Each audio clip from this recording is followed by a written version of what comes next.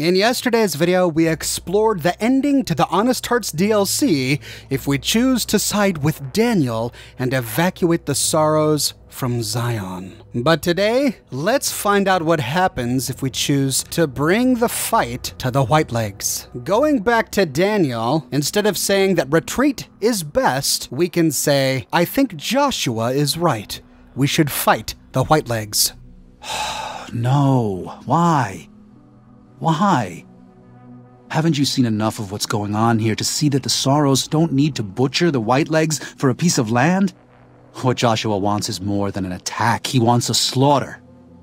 And he needs more than you and the dead horses to do it. The Sorrows can't be pushed into this. You and Joshua don't have the right to force them into it. Please, consider what I'm saying. And you have the right to pull them off their own land? I've already explained to them that we're leaving. They've accepted it. What is Joshua going to tell them about being a warrior? What are you going to tell them about how to live with themselves after they got lost in the moment, killed someone who didn't deserve to die? Or does that not matter? Is that just an acceptable consequence if it means holding on to this valley? Maybe there is no place left in this world for mercy. But even if it tramples me into the dust, I will never accept it. And I will never condone it. This is the way the world is, Daniel. They're part of it, whether you like it or not. No. This is how we made the world. And we brought it to them. Joshua must be waiting for you. I'll stay here with the others as I told them I would. With that, the screen goes black, and we appear in the Narrows with Joshua Graham. Thank you for this. I know Daniel doesn't approve, but destroying the Whitelegs is the only way to ensure the Sorrows can remain in Zion. You and I will lead a group of Dead Horse warriors and Sorrows hunters into 3 Marys from this position. Our objective is to find the Whitelegs leader, Salt Upon Wounds, and prevent him from fleeing. Show no quarter to the Whitelegs we come across. Make no mistake about why we are here. This is an extermination. Let's do it. God be with you. We gain Joshua Graham as a companion, and we get his companion perk, Way of the Canaanite. This causes any .45 caliber pistol we use to have less spread and makes it twice as likely to score critical hits. Now, unlike in yesterday's episode, the Sorrows are not scattered all over Zion.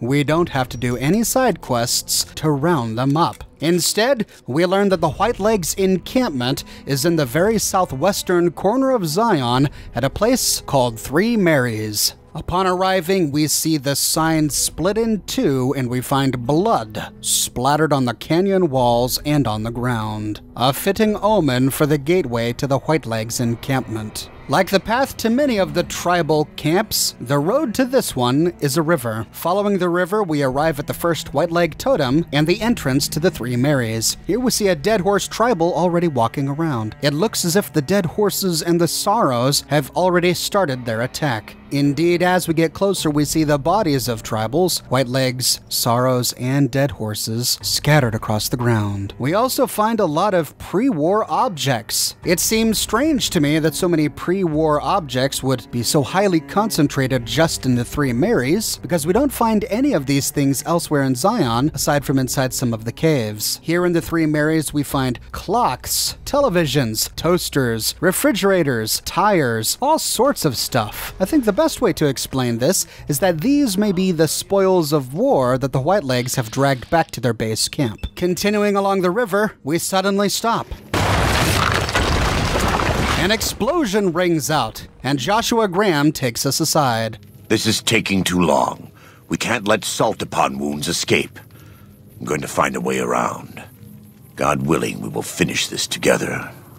With that, Joshua leaves our party. What I think happened here is the Whitelegs used explosives to block the river passage with rocks, hindering our advance. Instead, we must find an alternate route through the 3 Marys. It's odd for Joshua to leave so abruptly. He must have gotten frustrated after the Whitelegs blocked our path, but where else could he have gone? Surely he went the same way we're about to go. And if that's the case, why couldn't he have gone with us? At any rate, we are now by ourselves. To find a path around the rocks, we need to go up a nearby hillside and across a rock bridge. This leads us to the entrance of Three Mary's Cavern. Inside the cavern, we find a number of white-legged tribals, a few ammunition and explosive stashes, and finally the way out. Coming out, we find ourselves on a ledge overlooking a river on the other side of the rock pile. We successfully got around it. Continuing onward, we see the first of many white-leg encampments. This is scattered with trash and refuse. These white-legs really don't care a thing about Zion's natural beauty. We find evidence of Randall Clark. We see bear traps and tripwires connected to rigged shotguns that block the path leading to weapon and ammunition stashes. Perhaps Randall Clark left these for himself or as bait to ensnare the Vault 22 survivors. At last we reach the primary Whitelegs camp,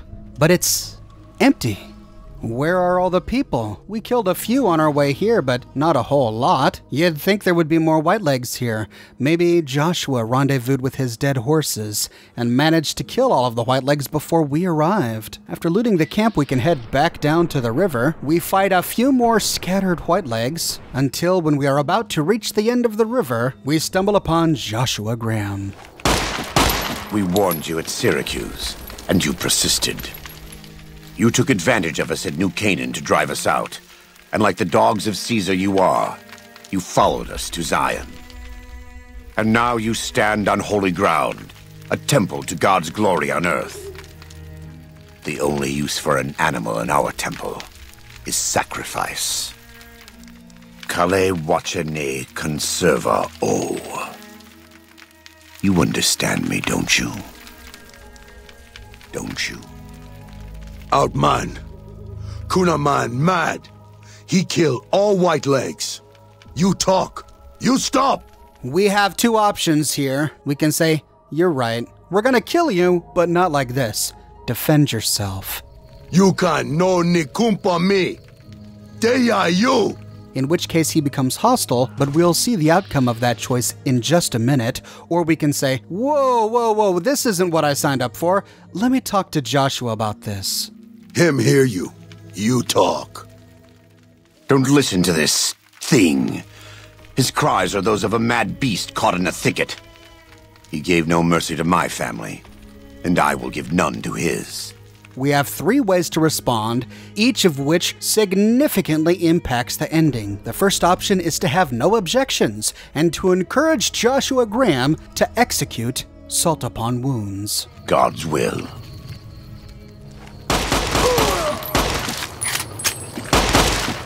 There. That's it. It's finished.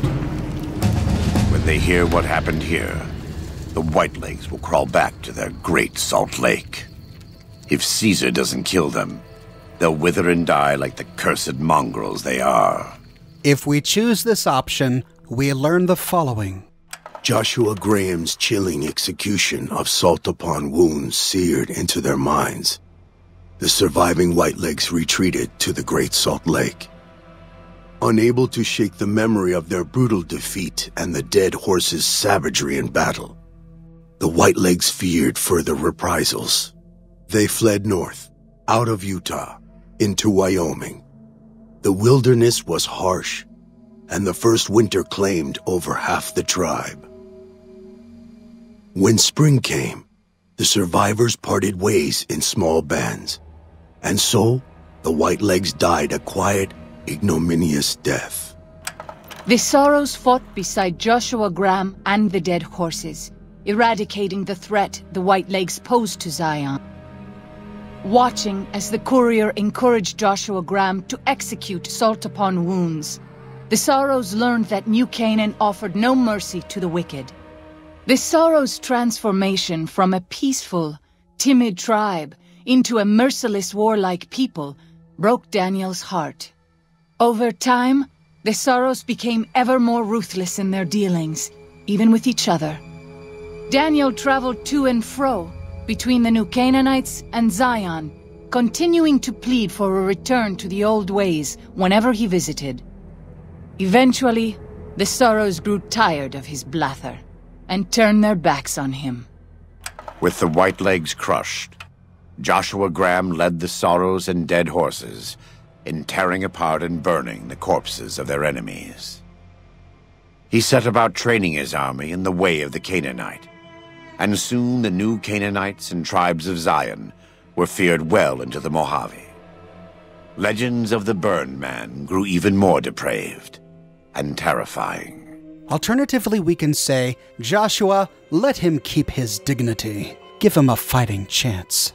He never had any dignity to begin with. None of them did. But for your sake, for the sorrow's sake, I'll let him die on his feet. Stand up and look at what's come for you. In which case, Salt Upon Wounds becomes hostile and attacks. Miraculously, a few more White Leg warriors appear and join in the attack. This is a bit of a tricky battle, and I'm not ashamed to say that I had to use a lot of chems to get through it. Incidentally, the ending we get from choosing this option is the exact same as if we were to choose the second option at the very beginning, where we say, you're gonna die, but not like this. So to save time, I'll only show you this ending since they're identical.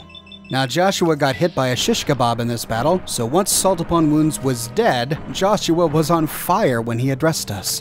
Since he's called the Burned Man, I thought it rather fitting. It's the same end he would have met if he had died on his knees. But I suppose this was for the sake of the dead horses and sorrows. Still, thanks to your help and the grace of God, the Whitelegs won't be troubling Zion anymore. If we choose this option, we learn the following. Despite their defeat at Three Marys and the death of their war chief, the Whitelegs were determined to pursue the other new Canaanites. But when they finally tracked down their prey in Colorado, they discovered the tables had been turned. The Whitelegs who survived the new Canaanites' ambushes were hunted down by dead horses before they could reach the safety of the Great Salt Lake. When word of the Whitelegs' diminished numbers reached the 80s tribe, war was declared, and by year's end, the Whitelegs had been wiped out. The Sorrows fought beside Joshua Graham and the dead horses, eradicating the threat the Whitelegs posed to Zion. When the courier and Joshua Graham felled Salt Upon Wounds, their victory was celebrated with a great feast. The Sorrows' transformation from a peaceful, timid tribe into a proud and warlike people broke Daniel's heart. He tried to take solace in the knowledge that they would remain in Zion, but it was a small comfort. The Sorrows' innocence was lost. Though the courier had stopped Joshua Graham from executing Salt Upon Wounds, the war chief still fell in battle. The Whitelegs defeated at Three Marys, Joshua led the Sorrows and dead horses in tending to their comrades and burning the corpses of their foes. He continued to advocate militant opposition to the enemies of New Canaan and showed little quarter to those he fought. And yet he was changed. He no longer reveled in the brutality and cruelty for which he had been known in his former life. His inner demons, if not extinguished, were at the least appeased. The final option is to give Salt Upon Wounds mercy. We can pass a 65 speech check to say, Joshua, you've already won. Look around you. There's no need to kill him. He has a debt to pay for what he's done, and I've come to collect. And so he's chosen to cower in the water like a dumb animal. To choose this option, we have to pass another speech check, a speech check of 90. We can say, if what you believe is true, then he'll pay for it later. The Sorrows don't need to see you do this. I want to take from them what they took from me, from my family. In this life, I want them to suffer. I want all of them to die in fear and pain. I want to have my revenge against him, against Caesar. I want to call it my own, to make my anger God's anger, to justify the things I've done. Sometimes I tell myself that these wildfires never stop burning, but I'm the one who starts them. Not God, not them. I can always see it in my mind, the warmth and the heat. It will always be a part of me. But not today. Go. Get out of here. Go back. Back to the Great Salt Lake. If we choose this option, Salt Upon Wounds runs off down the river, and if we allow him to leave, we learn the following. That's it. It's finished. Thank you for staying with me. I couldn't have done this on my own. Let's go find Daniel. Tomorrow will be here soon. And there is much to do. If we choose this option, we learn the following. Demoralized by the Dead Horse and Sorrow's attack the courier and Joshua Graham led against them, the Whitelegs retreated to Great Salt Lake. Their days were numbered. Word soon reached the 80s tribe that the Whitelegs' spirit was broken, their war chief a dim shadow of his former self. By year's end, the 80s would overrun the Whitelegs' camps, scattering the tribe to the winds and claiming the Great Salt Lake for its own.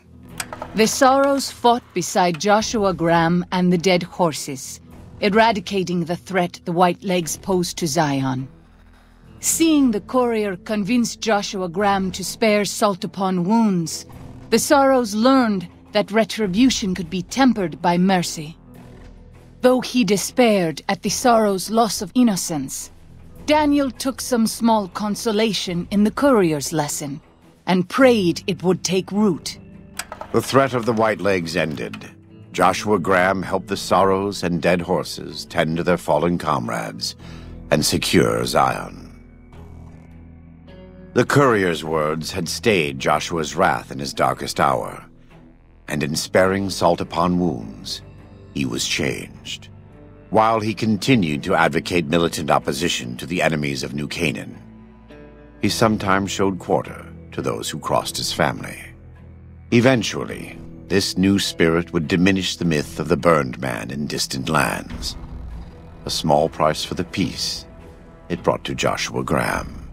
With that, we appear back at the tunnel to the northern passage, where we find a footlocker filled with all of the unique weapons and armor worn by the people we've met here in Zion Valley. No matter what ending we choose, Joshua, Daniel, Waking Cloud, and Follows Chalk disappear from the game forever. If we complete the DLC by siding with Joshua Graham, we get the following ending. Having helped eradicate the Whitelegs from Zion, the Dead Horses returned to Dead Horse Point in triumph. They remained neutral toward the Sorrows, but as years went on, there were periods of competitive friction, even violence between the tribes. The new Canaanites, Daniel especially, intervened regularly as mediators, but found it difficult to reconcile the tribe's conflicts. The defeat of the Whitelegs in Zion marked a turning point in the fortunes of the Happy Trails Caravan Company. Every 2 months, the caravan met with the new Canaanites in Zion Valley to trade. Happy Trails soon returned to prosperity. The vigilance of the Sorrows and Dead Horses in defending southwestern Utah, initially startling to Happy Trails caravans, soon proved a blessing.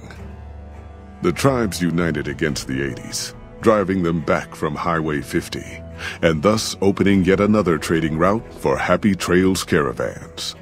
For years after the defeat of the Whitelegs, Daniel did his best to minister to the Sorrows' spiritual needs. Try as he might, he could not hold back the tribe's increasing militancy and reverence of Joshua Graham. Demoralized, he returned to his family and Dead Horse Point. His failures haunted him for the rest of his days. And with that, the courier walked out of the history of the tribes of Zion and back to the gathering storm of the Mojave Wasteland. So, we've explored every possible outcome in this DLC. Which is the best ending? What's the best outcome for the Sorrows tribe? One of the reasons I made sure to tell every character's story before finishing the entire plot of this DLC is because we need to understand the motivations driving each character who makes decisions for the Sorrows. I wanted to make sure that I displayed all of the evidence first before we have a conversation about which choice is the best to take. Now, in my opinion, it's such an important decision that I don't think it's something Daniel, Joshua, or even the courier should make. Ideally, the Sorrows would band together and make this decision for themselves, to decide their own fate. But that's not the reality. The reality is that when we find the Sorrows, they can't decide their own fate. Whether it's for lack of internal leadership or their worldly immaturity, the reality is that Daniel, for all intents and purposes, is not only their spiritual leader, but also their practical one. Thankfully, Daniel listens to what Joshua Graham says, and he listens to what the courier says. Even though he has a lot of sway over the Sorrows, he's not a ruler. He wants to work with others to make important decisions. This means then that there are 3 leaders whom we meet in this DLC who have a say over the ultimate fate of the Sorrows: Daniel, Joshua Graham, and Randall Clark. Let's talk about Daniel first. Daniel wants to evacuate the Sorrows, but I believe, based on everything we've seen, that evacuating the Sorrows is the worst choice. But Daniel, I think, is still a good person. He still means well. He loves the Sorrows. He genuinely wants to make the best decision for them. However, good intentions don't excuse bad choices. If Daniel has such good intentions, then why is his decision to evacuate Zion a bad choice? Well, I believe his desire to evacuate and effectively surrender Zion comes from his own personal insecurities about failure. When we first met Daniel, we had to pass a number of speech checks to learn about what happened at New Canaan. We learned that Daniel and the New Canaanites never considered the Whitelegs to be a real threat. He said, maybe it was overconfidence, maybe it was sloth. Either way, we didn't see them coming. He then blames himself for that lack of foresight by saying, "Pride goeth before destruction."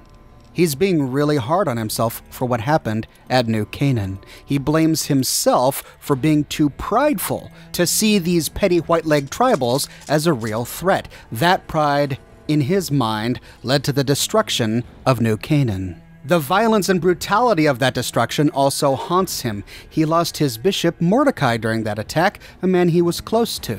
While telling the story, we can hear his anger and despair just in the tone of his voice.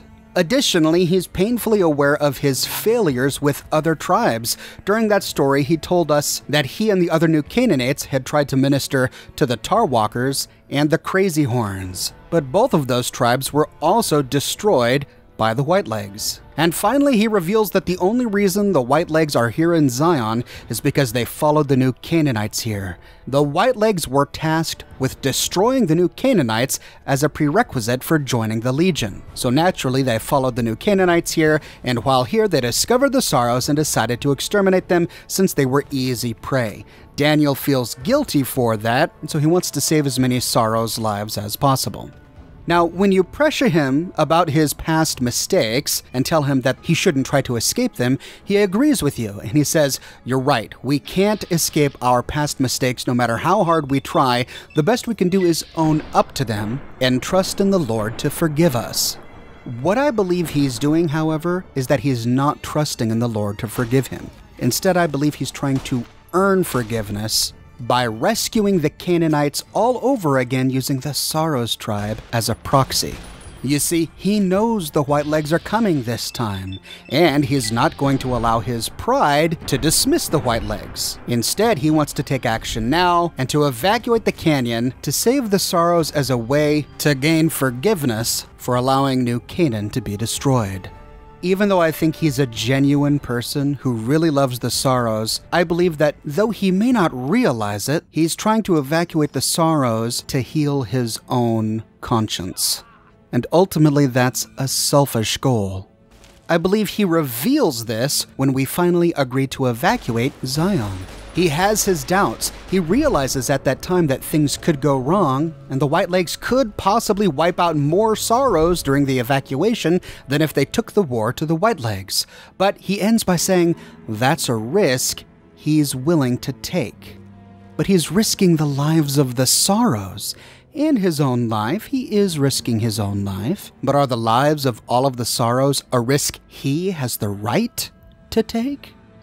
In that exchange, I think he betrays that, at least in his subconscious, he doesn't see what he's doing with the Sorrows as a service and a ministry towards them, but instead he sees the rescue of the Sorrows more as his own personal salvation.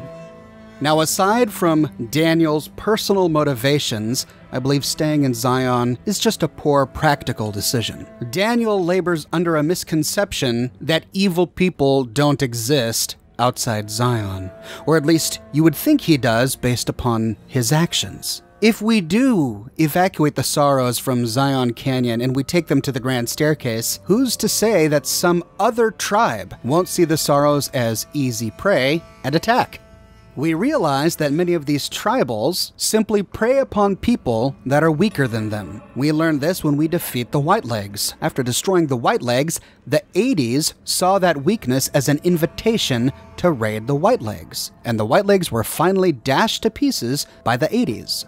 Similarly, it may be the innocence and naivety of the Sorrows that was most appealing to the Whitelegs to begin with. They arrive at Zion in search of the new Canaanites to find this tribe of Sorrows whom they think are easy prey. Perhaps the best way to ensure that the Sorrows never get destroyed and are less likely to get attacked in the future is to make them a military force to be reckoned with. If the Sorrows move out of Zion and their tribe doesn't change culturally, they will continue to be at the bottom of the food chain. They will continue to be prey to the wolves, no matter where they go, because there will always be wolves. Whether it's the Whitelegs, whether it's the 80s, whether it's the Legion, they're always there.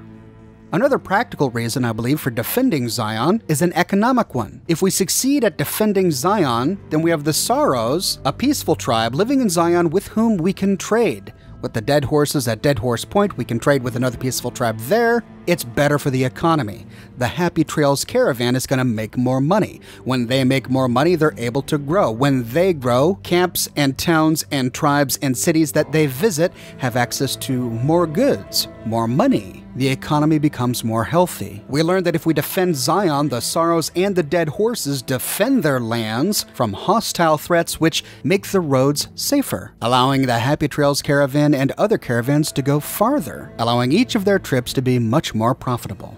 Joshua Graham is right when he says, "You may not be concerned over matters of faith, but this is a case where faith and practicality coincide." So, I think defending Zion is the best choice. This places me clearly in the camp of Joshua Graham and Randall Clark. So let's take a look at their two philosophies. Who has the moral right to decide the fate of the Sorrows? Well, again, ultimately, I think it would be best for the Sorrows to decide their own fate, but sadly that's not an option to us in this game. So if I had to choose between Joshua Graham and Randall Clark, I would of course choose Randall Clark. Randall Clark knew these tribals when they were children. He was effectively their real-world father, and he became their spiritual father. And in the final note that he wrote, he said, and I quote, "If someone else comes along and tries to hurt you, strike back with righteous anger."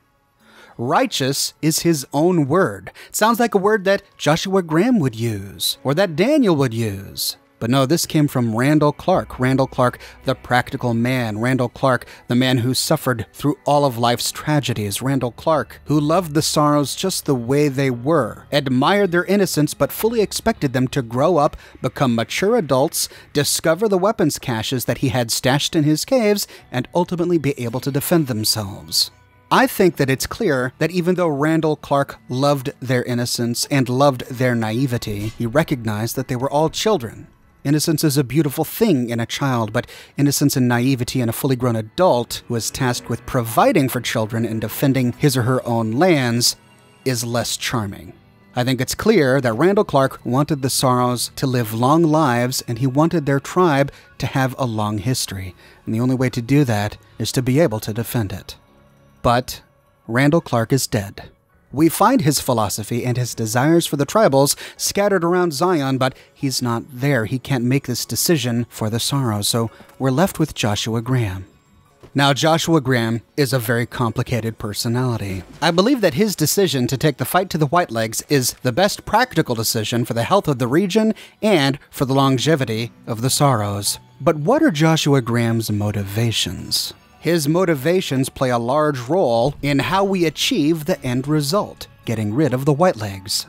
Well, I think it's clear from Joshua Graham's dialogue that he's less concerned with the innocence of the Sorrows and more concerned with the sanctity of Zion. He says time and time again that Zion is a temple to the Lord. He says, quote, "The Whitelegs are defiling this temple. Zion belongs to God and the people of God. It is a natural temple and a monument to his glory." He interprets everything going on in Zion through his scripture. He says that the Whitelegs are descendants of Cain. His scripture says that Zion is for his children, not for the descendants of Cain. And Joshua Graham sees the Whitelegs as the descendants of Cain, coming to Zion to defile it. He reveals that one of his reasons for wanting to save the Sorrows is not just to save their physical lives, but also that he doesn't want the Sorrows to die in a state of, quote, ignorance. He believes that if the Sorrows die without embracing his faith, that they will go into a spiritual prison, that is, purgatory. So from a religious point of view, he wants to save their lives so that they have time to choose whether to embrace the new Canaanite religion or continue with their Sorrows religion. He ends by saying that for these reasons, quote, "It's our responsibility to protect this place and the Sorrows." So Joshua Graham and Randall Clark have very different motivations for their desire to defend Zion. But alongside his religious motivation, he's also been molded by the world. He's an extremely practical person. He spent many years of his life in the Mojave working with Caesar. He knows people, he knows war, and so his tactical decisions are full of wisdom. He says that Daniel believes that if the Sorrows leave, the Whitelegs will stop. He then says, quote, "Daniel doesn't understand what this kind of tribe is like." And he's right, there are some people who are not content with your surrender. They just want to completely annihilate you. The Whitelegs are those kind of people. They can't be reasoned with. There is only one outcome that will satisfy them, and it's your utter destruction. Graham says that Daniel and I both desire a nonviolent solution to this problem. Where we differ is that only one of us believes that it's possible. Daniel is naive to think that simply by leaving Zion, that the Sorrows will forever be safe. Joshua Graham, in his wisdom, recognizes that peace and nonviolence is simply not possible. Daniel continues to argue against this battle by saying there's an important difference between killing in defense and waging war, but what he doesn't realize is that sometimes one must wage war in order to defend. When Zion is being assailed by a hostile tribe that is not content with any other result than their complete extermination, then the only way to defend themselves and ensure peace in Zion Valley is to wage war. Joshua Graham says, "I don't enjoy killing, but when done righteously, it's just a chore like any other." Daniel kind of tries to make it sound like Joshua Graham is just a warmonger who wants to go out there and kill because he loves killing, that's what he does. But Joshua Graham at this point in his life doesn't take any pleasure in killing. If he advocates for a war, it's only because he thinks it's the best solution for lasting peace. So if we choose to side with Joshua Graham, which of his three endings is the best one? I really struggled with this decision. I even recorded an entire argument defending one position before hours later I listened to it, changed my mind, scrapped it, and recorded this one. I do think that we learned that Joshua Graham is struggling with a lot of personal issues. Even though he says that he takes no joy in killing, I think that he reveals and eventually realizes that he was just trying to get revenge, that he was using Salt Upon Ruins as a surrogate for taking out revenge upon Caesar, upon his exile from the Mojave, upon his own burned body. Once he realizes this, he finally agrees to show Salt Upon Wounds mercy. I think that those vengeful feelings of his were bad, and that it was good for him to get over that. Where I struggle is with whether or not allowing the Whitelegs to survive is best for Zion. What's the likelihood that if we leave Salt Upon Wounds alive, that he'll just leave forever and never come back? Now we learn from the ending slide that that's what happens. His loss made him lose all credibility, his tribe became more attractive prey to the 80s, he never joins the Legion, and he never again becomes a threat. So with the hindsight of knowing the actual ending, I think the merciful option is the best. The merciful option may diminish Joshua Graham's reputation, but he heals as a person, the Sorrows defend themselves but also learn mercy, and more people have a positive outcome. So in my game, I chose the merciful option. But if we were looking at this from a real-world perspective, I would be very concerned about allowing Salt Upon Wounds to go. And yet at the same time, I don't feel right about executing soldiers in times of war. If you have prisoners of war, I do think that it's immoral to execute them. And that's what we've got here. By the time we reach the execution scene, the Whitelegs are done. They have been defeated. Joshua Graham has decimated them, and we essentially have prisoners of war. But the flip side to that is we're no longer in a civilized society. This is the wasteland. We don't have an accord whereby warring parties treat each other with dignity and respect, where an international community watches over the well-being of captured prisoners of war and punishes people who make war crimes. In a world without any form of institutionalized justice, the only justice you can bring is the justice you can deliver. I think killing Salt Upon Wounds here is justice. It gives Salt Upon Wounds what was coming to him. It sends a message to the other tribes not to mess with the dead horses and the sorrows, making it more likely that both tribes will be safer in the future, and it takes away what is potentially a lifetime of dread that Salt Upon Wounds may someday come back for revenge. All of that said, I do think there is a strong argument to be made for mercy. Perhaps it would sting more for Salt Upon Wounds to spend the rest of his life knowing that Joshua Graham could have killed him at any time, but instead chose to give him mercy. Perhaps that would shame him so much that tribals would never again show him the fear or respect he needed to rebuild that warlike society. Alternatively, maybe that mercy would be interpreted as weakness, and it would only embolden the 80s. I suppose this is all supposition. We don't really know how people would react to this. So instead I'll bring it back to solely what we find in the game. While I do think that there is something to be said for getting rid of your enemy to make sure that he can never strike you again, in the game I think the merciful ending is the best one because it heals the most people. But those are just my opinions, ladies and gentlemen. What are your thoughts? Did I miss something? Have I overlooked something big? Let me know in the comment section below. We have read every terminal, talked to every person, explored every area, and completed every quest.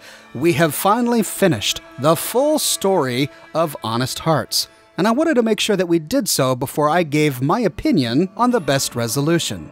Now that you've seen all the evidence, do you agree or do you disagree? I'm curious to read your thoughts. We have one episode left to go. In tomorrow's episode, we're going to go over every piece of loot that we gain access to with the Honest Heart DLC. So be sure to tune in tomorrow morning to check that out.